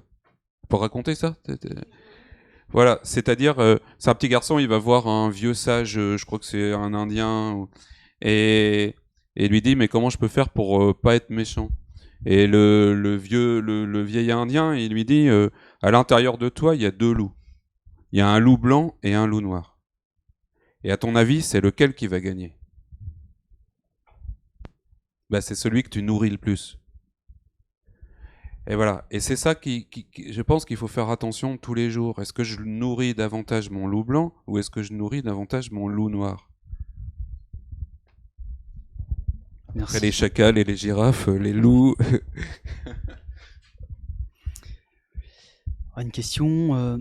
Est-ce que trop se centrer sur ses propres besoins, vous en parliez tout à l'heure, ne favorise-t-il pas l'individualisme et l'oubli et d'oublier les autres ? Est-ce qu'il n'y a pas un risque de trop se centrer sur soi-même et d'en oublier les autres ? Alors, par rapport aux besoins, effectivement, c'est pas moi je nourris mes besoins et puis j'écoute pas ceux des autres. C'est vraiment, à un moment donné, j'écoute les miens en accord avec les autres. Donc toi, si tu es mon fils et que tu as besoin de jouer avec moi et que moi j'ai besoin de tranquillité, on va voir comment on peut faire. Nous sommes dans une société où à un moment donné, on nous a dit bah ouais, il faut être gentil, fais des bisous à la dame, faut dire bonjour, faut être poli, mange ta soupe et tais-toi. Et effectivement, à un moment donné, nous avons été éduqués à faire ce que les autres attendaient de nous. Et donc, En l'occurrence, quand on fait ce que les autres attendent de nous, à un moment donné, nous souhaitons que les autres fassent ce qu'on attend d'eux. Donc ça veut dire mon besoin est plus fort que le tien, et le tien, et toi tu vas me dire mais non, il est plus fort que le mien. Et dans la CNV, c'est vraiment cette entrée-là où on va être dans la connexion, dans la relation à l'autre, c'est-à-dire qu'est-ce qu'on va mettre dans la relation, dans le lien pour pouvoir écouter les tiens et les miens. Ce qui est compliqué, parce que moi je ne sais pas si mes filles regardent ce soir, là, mais des fois, moi je sais que je pose encore des exigences chez moi. Et mes filles me disent, ouais, mais maman, c'est une demande, une exigence. Bon, ok, je vais aller vérifier. Mais des fois, je vais poser mon besoin d'ordre dans la maison, plus que elles, leur besoin de tranquillité à ce moment-là. Et c'est d'aller voir chacun les siens. Donc, c'est pas le mien contre le tien, parce que c'est vrai que c'est minimaliste, on va dire, mais c'est chacun d'entre nous ici, nous avons des besoins. Mais même moi, je vois en entreprise, tu as quelqu'un qui dit, bah, tiens, j'ai chaud, je peux ouvrir la fenêtre. Et l'autre, il dit, bah non, moi j'ai froid, on ferme la fenêtre. Ça commence comme ça. Chacun d'entre eux a besoin de confort. Ok, toi, tu aimerais ouvrir la fenêtre, moi j'ai froid, je préférerais qu'on la laisse fermer. Qu'est-ce qu'on va faire? Donc, les besoins de chacun ici, ils sont tous importants. Et c'est de trouver la troisième voie. Moi, j'aime beaucoup l'ouverture des possibles. C'est ça, on se dit, parce que souvent, nous sommes fermés sur une stratégie. En fait, soit la fenêtre, elle est ouverte, soit la fenêtre, elle est fermée. Mais en fait, des stratégies, il y en a plein d'autres. Sauf que nous avons oublié. Et ça permet aussi, quand on met sa créativité en place au service de la relation, ça permet d'aller vers l'optimisme. Tu vois, tout à l'heure, il y a eu l'espace du ballon, mais est-ce qu'on peut se dire, tiens, dans la vie, est-ce que je peux... Il y a une vidéo qui est très sympa là-dessus, hein, c'est une vidéo minute sur les émotions. Et si je me mets à sourire et que tous les jours je m'entraîne à sourire, ça va développer des hormones, la sérotonine et la dopamine, qui sont les hormones du bonheur et du bien-être. Et je peux m'entraîner tous les jours, me dire, et c'est ce que j'invite souvent quand je suis en conférence, de dire aux gens, bah, demain matin, regarde-toi dans la glace et souris-toi. C'est déjà le début du changement. C'est quelque chose qu'on peut dire à la personne si on s'entraîne à sourire. On va dire, ouais, mais ça se fait pas. Et je trouve qu'aujourd'hui, enfin aujourd'hui, c'est pas nouveau, hein, le regard de l'autre, pour moi, c'est une grosse maladie. C'est peut-être même pire que le Covid. Qu'est-ce que vont dire les autres? Moi, je suis assez visuelle et il y a des années, j'ai vu une image, donc c'est une grand-mère qui saute dans la rue avec sa petite fille. Et la grand-mère dit, je fais ça parce que je suis avec ma petite fille, sinon on me prendrait pour une folle. Vous voyez cet élan du cœur, cette joie qu'une personne va retenir sous prétexte, tiens, qu'est-ce qu'on va dire de moi? Si j'éclate de rire en réunion ou si j'éclate de rire dans la rue, on va me dire, mais attends, elle a un problème, il y a quelque chose qui ne va pas, elle se drogue peut-être, ou elle boit, enfin, j'exagère. Mais c'est aussi de pouvoir favoriser ça. Alors, les besoins de chacun, on a tous des besoins, pas forcément toujours au même moment, mais on a tous les mêmes.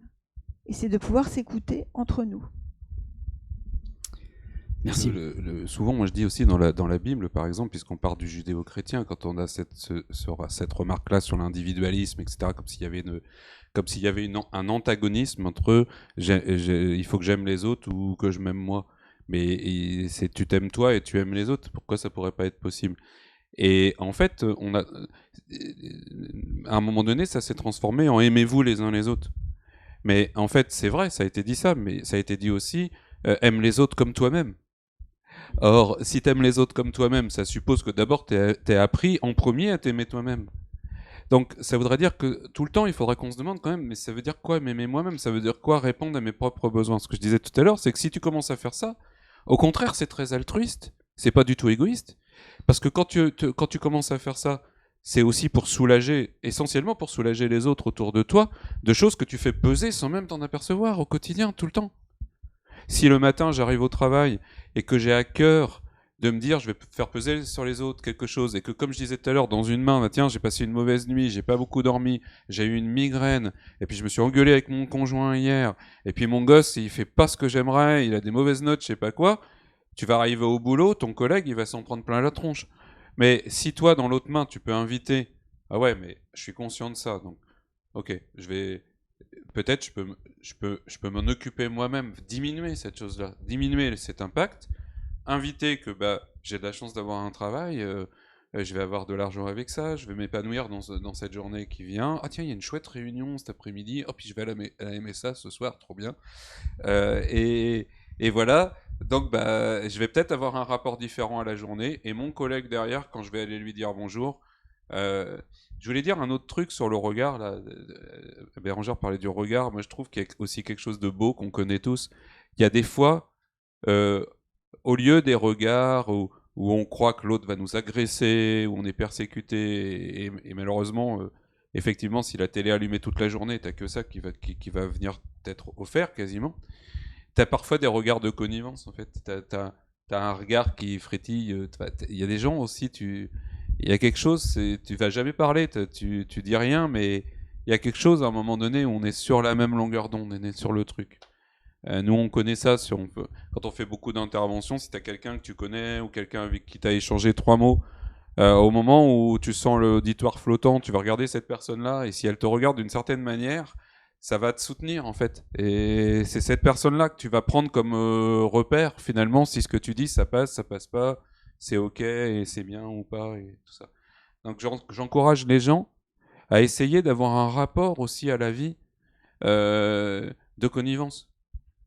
Comme tu disais tout à l'heure, moi je pense que c'est très important, c'est à nous de fabriquer la vie qu'on a. Et il faut pas attendre, dans les entreprises on attend tout le temps un truc de l'autre. Là on attend un truc de l'État. Mais non, attends pas un truc de l'État. Et l'État va avoir tendance un peu à nous infantiliser aussi pour nous dire comment on doit faire. Mais l'État me conseille d'avoir tel et tel geste barrière, mais au final quand même c'est moi qui vais les faire ou pas. Donc mon éthique, c'est-à-dire mon action juste par rapport à ce que je pense aussi juste, c'est moi qui vais le faire au final. Donc j'invite chaque personne qui nous écoute à prendre conscience combien c'est des gens bien. Et combien à chaque fois qu'ils mettent un masque, qu'ils se lavent les mains, qu'ils font un geste barrière, c'est chiant, mais en même temps, c'est des personnes bien, et on est tous des personnes bien quand on fait ça, parce qu'on prend soin de la personne qui est à côté de nous, on prend soin de la société, on construit quelque chose tous ensemble. C'est mutualiste. Tout à fait. Bérangère ? Moi, ça me permettrait de rebondir sur quelque chose qui peut favoriser l'optimisme, c'est la gratitude. Donc, dans ce que tu disais, je suis une personne bien, c'est de se dire, bah, tiens, aujourd'hui ou tous les jours, je peux me donner de la gratitude. Tiens, effectivement, je me suis lavé les mains, j'ai fait attention, j'ai mis le masque. Ou tiens, aujourd'hui, quand je suis arrivée, j'ai fait la météo des émotions. Ou l'arbre à soucis, le texte qui va être lu tout à l'heure. De prendre ce temps-là et de se dire, bah, tiens, en fait, je vais célébrer quelque chose que j'ai aimé, que j'ai fait moi. Donc ça va permettre de vraiment de se remplir, de se nourrir aussi d'optimisme ou de bien-être.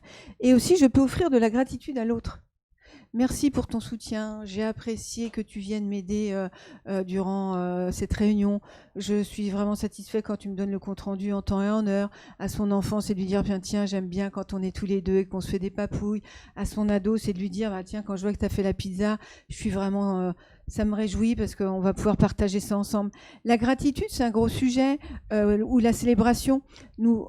Beaucoup d'endroits, aujourd'hui, on en parle, mais c'est aussi la gratitude, c'est vraiment à un moment donné de pouvoir s'autoriser à se donner de la gratitude soi-même, et plus je vais m'autoriser à moi-même, plus ça sera possible, et en tous les cas facile d'en donner aux autres. Parce qu'aujourd'hui, nous sommes quand même dans une société, tu le disais au début, les Français, on est une société qui se plaint, on voit toujours ce qui ne va pas. Il manque ceci, il manque cela, la réunion, tiens, ils ont oublié les cacahuètes pour tel entrain, tiens, ils ont oublié ceci, mais c'est aussi de voir tout ce qu'il y a et de pouvoir célébrer ça.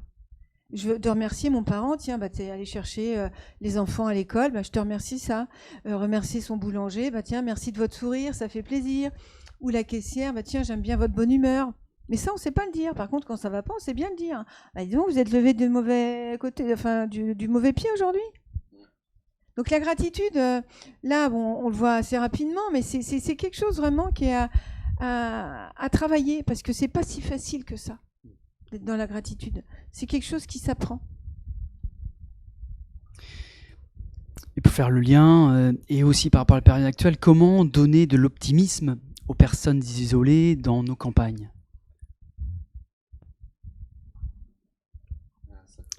Sacrée question. Moi, je sais pas trop comment répondre à ça parce que c'est pas vraiment mon domaine. Peut-être que c'est un peu, oui, quand même une idée j'ai été travailler avec les veilleurs et tout ça aussi pendant un temps, et c'est ça, on voit plus l'autre à côté de nous. Moi, je suis sidéré de prendre le TGV régulièrement pour Paris, et tout le monde a des écouteurs dans les oreilles, est sur un écran, et il n'y a plus de contact. Limite, quelqu'un dans le train qui va te parler, tu as l'impression qu'il va t'agresser. Enfin, tout le monde a l'impression qu'il va l'agresser. Je me rappelle, il y a encore 20 ans, on parlait avec des mamies, on discutait sur les heures de train. Donc, c'est peut-être un peu ça. C'est-à-dire que quelqu'un qui est à côté, est-ce que je peux être attentif sans l'envahir? Quelqu'un qui dit tiens, qu'est-ce qu'on peut faire avec les gens qui sont isolés, ça veut dire que cette personne-là, elle doit les connaître, les gens qui sont isolés. Et donc quelqu'un qui est complètement isolé, on ne sait pas qu'il est isolé. Mais si on sait que quelqu'un est isolé, il est déjà plus isolé parce que je sais qu'il est isolé, vous voyez, enfin, quelque chose comme ça. Et donc je peux aller vers lui, je peux avoir un geste, je peux aller m'enquérir de sa santé, je peux aller lui offrir quelque chose, etc., etc. Faire des dons, si on parlait de la gratitude, mais on peut aller jusqu'aussi aux dons. On a perdu aussi cette chose-là. Si je sais pas, on fait des semis, on va faire trop de semis, on va avoir trop de pieds de tomates, on va les foutre à la poubelle, on va pas les donner à notre voisin, ou je sais pas, ou les mettre quelque part où quelqu'un puisse les récupérer. Et ça, c'est pour tout. Tu as fini un bouquin, tu n'es pas obligé de le garder dans ta bibliothèque, tu peux aussi le mettre quelque part pour qu'il soit récupéré, pour que quelqu'un d'autre en... Donc peut-être que il y a cette vigilance à savoir comment est l'autre à côté de moi. Et au-delà des personnes isolées, il y a aussi les personnes avec handicap, les personnes qui sont diminuées. Mais c'est un gros travail. Parce que quelqu'un dans la rue, si l'autre jour il y avait une dame maghrébine, et c'est juste un détail qu'elle était maghrébine, mais je pense que ça a joué aussi, c'est qu'elle portait 2 gros sacs comme ça, je passe à côté d'elle, je vois qu'elle allait rentrer chez elle, je lui propose de prendre un sac, et puis elle a eu un recul comme si j'allais l'agresser, je sais pas quoi. Bon, non, je voulais juste aider à prendre votre sac, quoi. Et là, elle s'est excusée, ah, pardon, excusez-moi. Voilà.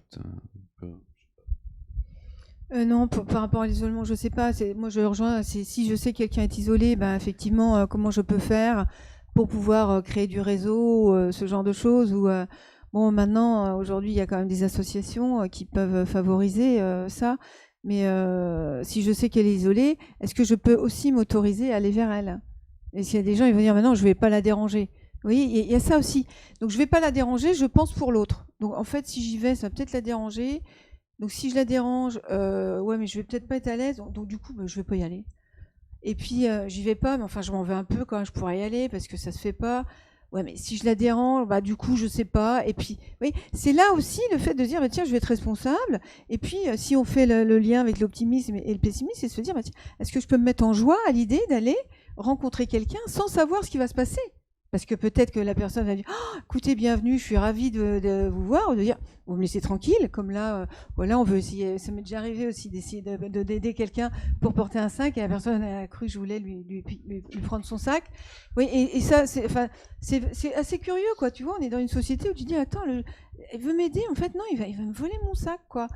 Donc aujourd'hui, c'est de se dire mais si moi je me fais du bien, comme ça se diffuse, comment je peux en faire aux autres? Et j'ai amené un sac que je trouve assez intéressant. Hein. Je ne sais pas si tu vas réussir à le voir là en vidéo. C'est as-tu consacré assez de temps à ton bonheur aujourd'hui? Il nous appartient à chacun d'entre nous de se dire bah, tiens, est-ce que je peux prendre 30 secondes, 1 minute, 5 minutes, 10 minutes pour me dire bah, tiens, est-ce que je peux consacrer un peu de bonheur aujourd'hui? Un petit peu de temps au bonheur. C'est s'autoriser à ça. Donc, c'est des petits détails, vous voyez, mais moi j'aime bien les petits détails, ces petits riens qui changent la vie. Parce que sinon on se dit, bah tiens, aujourd'hui, il a fait beau, mais enfin tu sais, demain il va pleuvoir. Hein. Et de toute façon, heureusement, parce que c'est trop sec et c'est vrai bazar. Bah, c'est vrai en plus, mais enfin bon, c'est quand même pas marrant, tu souris, mais moi je trouve ça embêtant. Il faisait beau, oui, d'ailleurs on dit jamais il va faire beau, quand on dit il fait pas trop mauvais. Voilà, il fait pas trop mauvais, ça, demain il va pleuvoir. Ça répond à la question de pourquoi les pessimistes. Ouais. Il y a des linguistes qui ont dit que notre langue française à nous, c'était toujours dit en négatif. Ouais. C'est pas si mal. C'est pas si mal, il va pas faire froid. Ça va, pas trop mal. Ben ouais, ça va vachement bien, quoi. Je Je voulais venir sur un sujet. La MSA Département-de-Bretagne s'implique dans la prévention du suicide, notamment en formant les délégués de la MSA à la détection de cette crise suicidaire. La question est, est-ce qu'un pessimisme poussé à l'extrême amènerait-il à avoir des idées suicidaires ? C'est un peu ce que j'ai dit au départ. J'ai commencé avec ça sur la définition du... oui, il y a un engrenage. Il y a un engrenage. C'est pour ça qu'il faut vraiment prendre garde à nourrir au maximum le contraire de ce pessimisme, le contraire de ces idées négatives. Et ça demande beaucoup d'efforts, Aujourd'hui, c'est comme si pour être juste un être humain qui va bien, il fallait déployer une grande énergie pour lutter contre des choses qui viennent nous rendre malades. Alors, c'est difficile. Il faut, par exemple, le téléphone portable. Aujourd'hui, si tu as 3 minutes à attendre dans la queue du Leclerc, tout le monde va sortir son téléphone portable comme si c'était un temps mort. C'est horrible ce mot, un temps mort. Non, c'est pas un temps mort. Il n'y a pas de temps mort. Et si tu commences à te laisser aller dans des temps morts, tu risques d'être déjà un peu mort dans toi. Et après, ça va être difficile de revenir dans la vie. Donc, cultiver la vie, c'est-à-dire cultiver ce que tu ressens comme vivant en toi. Et il y a différentes dimensions de ça. Ce que tu ressens, comme Bérangère en a parlé, c'est tout simple. C'est ce que je mange, c'est ce qui est bon pour moi, ce que je goûte, ce que je sens, les odeurs, etc. du sensoriel. C'est des émotions que tu peux avoir. C'est cultiver une philosophie. On n'a pas besoin d'être un grand intellectuel. C'est juste qu'est-ce qui a du sens dans ma vie ? Qu'est-ce qui est important pour moi ? C'est de voir le verre à moitié plein et pas à moitié vide. C'est quoi ce que j'ai déjà ? Pas ce que je devrais avoir et que si je l'avais, je serais heureux seulement si. Non, je suis déjà heureux. Thich Nhat Hanh, qui était un grand maître bouddhiste, dans une retraite, il nous dit ici, qui est aveugle ? Alors il y avait 500 personnes, personne n'était aveugle. Il dit, mais du coup, est-ce que vous êtes conscient, grâce à vos yeux, tout ce que vous pouvez voir ? Et là, il nous liste pendant un quart d'heure qu'on peut voir le visage de notre enfant, le lever de soleil, la beauté de la couleur particulière des yeux de notre conjoint, etc., etc. Et il dit, mais 2 pages, 3 pages, 5 pages ne suffiraient pas déjà pour remplir toutes les conditions de bonheur que vous avez déjà. Est-ce qu'il faut que vous attendiez d'être aveugle pour vous rappeler comment vous étiez heureux quand vous étiez voyant ?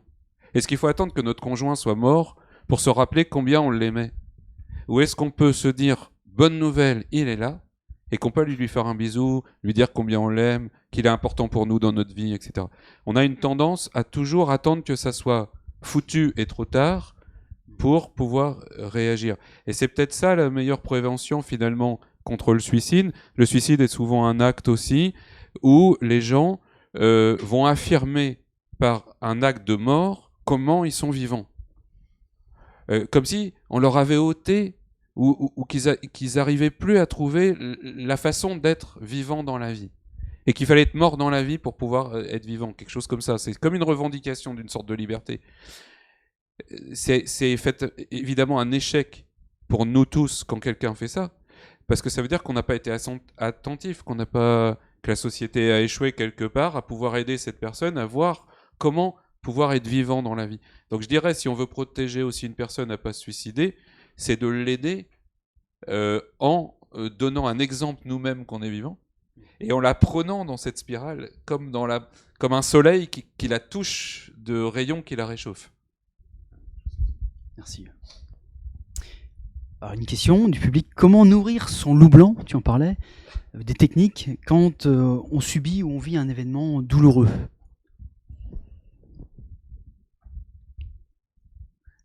Il y a peut-être pas de réponse. Oui, je vais. C'est le loup blanc. Connaissant le loup blanc moi-même, en blanchissant doucement. Mais oui, c'est d'abord, faut faire attention de bien timer les choses, de bien voir les choses dans le temps. C'est-à-dire que quand tu as un événement douloureux, il n'est pas possible de faire comme si on ne l'avait pas. Donc, il faut surfer. Il y a un bouquin de Joël de Ronet qui s'appelle « Surfer la vie ». Joël de Ronet, il a apporté le surf aussi à Biarritz. Surfer la vie, c'est-à-dire à un moment donné, il y a une période chaotique, c'est traumatique, peut-être j'ai perdu quelqu'un, et il y a un trou dans ma vie. Et par loyauté à cette personne, parce que je l'aimais, c'est comme s'il y avait un bout de moi, je peux pas m'en empêcher, qui prend un bout de sa mort et qui le met dans moi. Le deuil, c'est le temps nécessaire pendant lequel la vie va regrignoter tout doucement ce petit bout de mort-là. Et ça prend parfois 6 mois, 1 an, et c'est une espèce de dépression normale. Donc, nourrir, c'est pouvoir peut-être rendre hommage aussi, si on parle d'un décès, à tout ce qui était bien avec cette personne-là, à pouvoir non pas le nourrir comme s'il était toujours vivant, mais se nourrir de ce qu'on a vécu avec lui comme quelque chose qui est toujours à l'intérieur de nous en tant que personne, et qui nous construit. C'est comme s'il n'y avait pas de limite finalement dans le temps. Il y a toujours à l'intérieur de nous les petits-enfants qu'on a été. Et je peux toujours tendre la main à mon petit enfant qui aimait sauter partout, sauter dans les flaques, crier, joyeux, danser n'importe comment sur... mais quand le grand, là, il est là, coincé, et oh là là, on va se foutre de ma gueule comment je danse. Non, je préfère rester là, faire banquette et pas danser. Mais s'il te plaît, mon petit enfant de 5 ans, tu peux venir m'aider pour me réapprendre à sauter dans tous les sens comme un abruti et être tout joyeux à crier. Donc, une chose n'empêche pas le contraire. C'est pas parce que tu as un événement dramatique que pour autant le soleil se lève pas le matin, que tu continues pas à avoir des gens autour de toi. Ça, je l'ai vu tellement de fois en thérapie familiale. Tu perds quelqu'un, les parents se dépriment et il oublie qu'il a des enfants à côté qui ont encore besoin de lui. Il a d'autres enfants, quoi. Et quand il y a un drame. Et je te retrouve là-dedans, c'est aussi de pouvoir accepter qu'on peut être partagé dans nos émotions. Il peut y avoir un endroit de moi qui a de la tristesse et d'accepter que l'autre, il peut être dans la joie. L'un n'empêche pas l'autre. Des fois, dans le deuil, on dit, bah ouais, non, je suis triste parce qu'il y a le décès de ma grand-mère et en fait, je peux pas m'autoriser à rigoler. Mais en fait, si tu as cet élan-là qui est à ce moment-là parce qu'il y a une situation et que tu as envie de te marrer, bah vas-y. Et il y a quand même un endroit de toi qui est triste parce que t'es accompagné avec ça. Mais c'est vraiment de pouvoir aussi accueillir qui nous sommes avec nos émotions. Et par rapport au pessimisme ou à l'optimisme, c'est-à-dire qu'à un moment donné, l'optimisme, c'est quelqu'un qui va plus vers l'optimisme, c'est quelqu'un qui se dit tiens, il m'arrive une situation, c'est pas facile, mais je sais que ça va changer, ça va évoluer. Un pessimiste, il pourrait se dire bah, tiens, c'est une situation, c'est compliqué, mais ça va durer et on va en baver. Donc c'est vraiment cet endroit-là de se dire bah, tiens, en fait, c'est quoi le fait concrètement, qu'est-ce qui m'arrive? Et après, bah, c'est de dire qu'est-ce que j'en fais. C'est-à-dire que c'est les faits, F-A-I-T-S, les faits, la situation, qu'est-ce que ça me fait. Et c'est aussi d'accepter qu'il y a des endroits où moi-même, je vais vers le pessimisme facilement, par exemple, sur certaines situations, ou vers l'optimisme. C'est égal. C'est de pouvoir s'accueillir avec cette personne que nous sommes, ce petit garçon ou cette petite fille qui fait qu'il y a des moments où ça crie et ça dit bah non, en fait, j'ai pas du tout là envie. C'est de s'accueillir dans qui nous sommes. Parce que se changer, c'est vouloir changer. Qu'est-ce que je voudrais changer? Améliorer, transformer, évoluer. Mais dans un premier temps, c'est l'accueil de qui je suis. Et comment je m'aime, ça revient.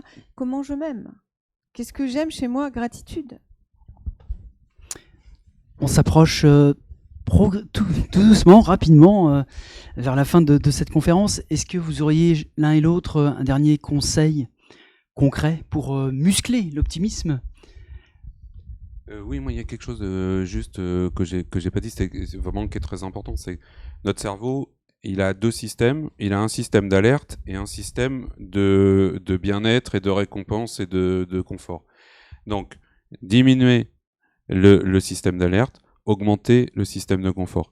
Et pour diminuer le système d'alerte, bah, tout ce qui est système d'alerte, c'est l'inspiration trop importante, être toujours excité, avoir 1000 projets, courir dans tous les sens, être surbooké, etc. Faire des to-do list, des rétro-planning pour tout et une to-do list pour pas oublier la to-do list qu'on a mis quelque part mais qu'on se souvient plus, etc. De l'autre côté, c'est apaiser, diminuer. Et là, l'expiration va apaiser ça, va diminuer des choses. Voilà. Conseil pratique, bah, j'ai donné 2 liens vers des vidéos que j'ai fait. Les gens peuvent aller les voir, c'est accessible à tout le monde et pouvoir pratiquer avec ça aussi. Ils vont retrouver Stop, là, retrouver la sphère d'influence dont j'ai parlé. Aussi une petite pratique que j'avais fait l'année dernière au début du confinement pour tout le monde en auto-hypnose, qui était beau, bien bon. Et celle-là, je leur conseille vraiment. Ça dure 5 minutes. Voilà, c'est une petite technique d'hypnose qu'ils peuvent refaire en auto-hypnose après pour aller chercher comme si les mains étaient devant les yeux et que c'était occulté, et puis ça s'ouvre et il y a une ouverture là, et on découvre finalement ce qui est bien dans notre vie. Et c'est un truc tout simple à pouvoir faire, le ballon, voilà. Déjà, il y a pas mal de trucs ce soir. Merci.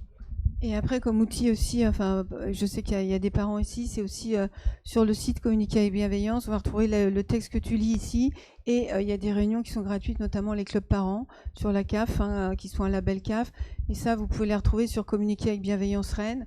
Il y a des endroits où aussi on peut se retrouver, où il y a une petite vidéo, etc. Et des liens par rapport aux livres. J'imagine que vous allez mettre la bibliographie. Tout à fait, oui. D'accord. Et il y a des liens aussi par rapport aux livres que vous avez pu mettre. Et donc, avant de clôturer cette soirée, Fanny, notre dessinatrice du soir, notre graphic recorder, va venir évoquer les dessins qu'elle a pu produire ce soir.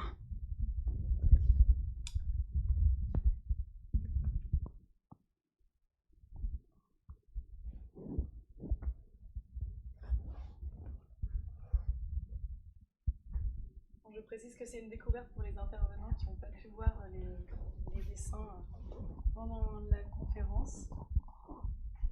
Donc beaucoup d'astuces et de conseils qui nous a vraiment inspirés. Donc un grand merci à Frédéric et Bérangère.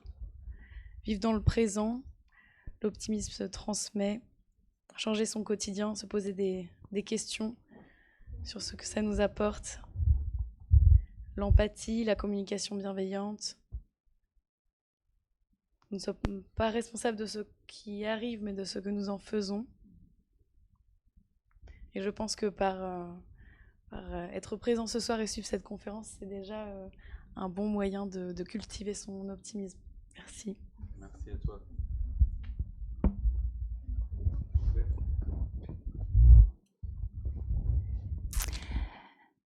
Alors, merci Bérangère et merci Frédéric pour vos éclairages, vos explications, vos réponses aussi qui sont souvent bien pertinentes et qui s'appuient sur beaucoup de bon sens, l'étude, l'analyse des comportements et des événements, et puis tous vos conseils et les petits outils que vous nous avez évoqués, que j'évoquerai dont je reparlerai dans quelques instants. Merci à Fanny pour la facilitation graphique et donc faire une présentation un peu autre du sujet, plus visuelle, mais qui reste aussi dans les esprits. Merci à Erwan, que l'on ne voit pas, mais qui est derrière les caméras et qui réalise qui assure la réalisation filmée, pardon. Merci bien évidemment aux élus MSA des comités locaux de Guichen, Guidel, Saint-Malo 1, Saint-Malo 2 pour le choix de ce thème très pertinent au vu du nombre de participations et notamment au nombre de connexions, parce que ce soir nous avons eu jusqu'à 275 connexions. Donc, ce qui démontre vraiment que ce thème était vraiment très très pertinent. D'ailleurs, dans les messages qui ont été communiqués, certains nous ont dit que le thème de cette soirée tombait à pic. Donc, bravo à eux. Et puis, merci aussi pour leur implication dans la préparation de cette soirée. Alors, concernant cette conférence, elle sera bien évidemment consultable en replay sur le site MSA Porte de Bretagne à partir de la fin de semaine vraisemblablement. Vous y retrouverez bien évidemment les références de lecture, les références bibliographiques évoquées, des liens vers certaines pratiques aussi évoquées, comme la pratique STOP, entre autres, ainsi que les planches graphiques de Fanny. Donc tout cela sera consultable sur le site internet Porte de Bretagne à partir de la fin de semaine. Donc merci à vous, public, pour votre participation nombreuse, votre interactivité aussi, parce qu'on a eu beaucoup de messages, de questions. Frédéric s'en est fait le porte-parole pour un certain nombre. Nous n'avons pas pu tout poser, mais pour certains, les réponses ont été apportées directement par Bérangère et Frédéric. Donc bien évidemment, nous espérons que cette soirée a répondu à vos attentes. Et pour clore cette soirée, nous vous proposons un petit texte intitulé « L'arbre à soucis » qui peut servir d'exemple pour une mise en pratique, une mise en action au quotidien et conserver l'optimisme dans sa vie privée. Et c'est un petit peu aussi à l'instar du petit exercice du ballon de tout à l'heure. L'arbre à soucis. Un jour, j'ai retenu les services d'un menuisier pour m'aider à restaurer ma vieille grange. Après avoir terminé une dure journée au cours de laquelle une crevaison lui avait fait perdre 1 heure de travail, sa scie électrique avait rendu l'âme et pour finir, au moment de rentrer chez lui, son vieux pick-up refusait de démarrer. Je le reconduisis chez lui et il demeura froid et silencieux tout au long du trajet. Arrivé chez lui, il m'invita à rencontrer sa famille. Comme nous marchions le long de l'allée qui conduisait à la maison, il s'arrêta brièvement à un petit arbre, touchant le bout des branches de celui-ci de ses mains. Lorsqu'il ouvrit la porte pour entrer chez lui, une étonnante transformation se produisit. Son visage devint rayonnant. Il caressa ses 2 enfants et embrassa sa femme. Lorsqu'il me raccompagna à ma voiture, en passant près de l'arbre, la curiosité s'empara de moi et je lui demandai pourquoi il avait touché le bout des branches de cet arbre un peu plus tôt. « C'est mon arbre à soucis, » me répondit-il. « Je sais que je ne peux éviter les problèmes, les soucis et les embûches qui traversent mes journées. Mais il y a une chose dont je suis certain, ceux-ci n'ont aucune place dans la maison avec ma femme et mes enfants. Alors, je les accroche à mon arbre à soucis tous les soirs lorsque je rentre à la maison. Et puis je les reprends le matin. Ce qu'il y a de plus drôle, il sourit, c'est lorsque je sors de la maison le matin pour les reprendre, il y en a beaucoup moins que la veille lorsque je les avais accrochés. Bonne fin de soirée à tous.